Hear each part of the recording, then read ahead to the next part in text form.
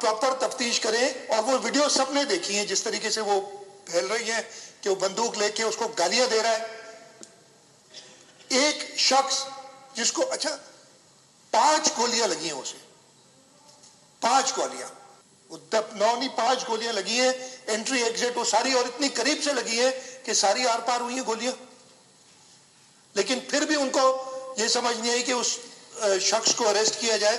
میں نے کل پھر ان سے پولیس سے کہا, اور آج صبح جب فائنل الٹیمیٹم دیا اس کے بعد انہوں نے فائنلی اریسٹ کیا. جب مجھے یہ رپورٹ آئی, اور جیسے رشید بھائی نے کہا کہ جی 4:45 پہ واقعہ ہوتا ہے, 5 بجے ایمبولینس پہنچتی ہے, 5:05 پہ اکارڈنگ ٹو دی انویسٹیگیشن جو ہے پولیس پہنچتی ہے, اور 5 گولیوں لگے ہوئے شخص کو وہ تھانے لے جاتے ہیں.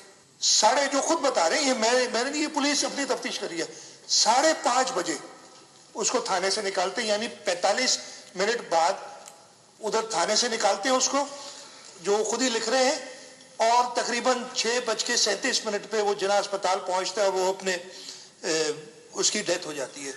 میں نے پولیس سے کہا ہے کہ جو بھی پولیس والے اس میں جنہوں نے ایک کرمنل نیگلیجنس کی ہے, جو قتل میں شامل ہیں اس کے, ان کو بھی اریسٹ کیا جائے.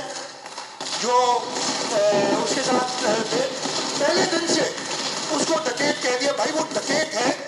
مجھے کہتے جی اس کے اوپر ایف آئی آر ہے, تو میں نے کہا تمہیں پستول دے دوں, جس کے اوپر ایف آئی آر ہے تم گولیاں مارتے رہو اس کو. جس کے اوپر ایف آئی آر ہے نا, آپ سب بندوقیں پکڑے ان کو مار دیں, پولیس کچھ نہیں کہے گی, اس لیے پولیس انڈیپینڈنٹ ہے. اس لیے کورٹ نے کہہ دیا کہ پولیس پولیٹیکل اوور سائٹ نہیں ہو سکتی اس کے ساتھ.